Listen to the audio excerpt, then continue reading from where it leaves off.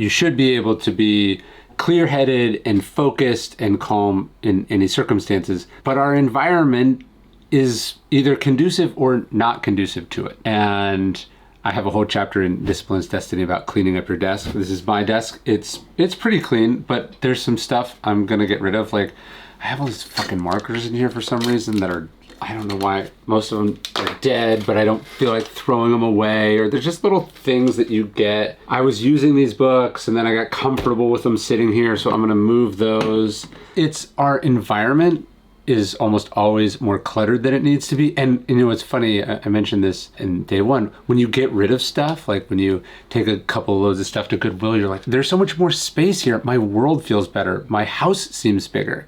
And so today we're talking about cleaning stuff up, getting things organized. You don't have to go crazy about it. And in fact, I think that's an important thing. Don't bite off way more than you can chew, committing to do a task that you're only gonna get halfway through. Start small, pick a drawer, pick your desk, pick just your clothes. And then once you get the payoff of cleaning that up, then move on to the next thing with some momentum.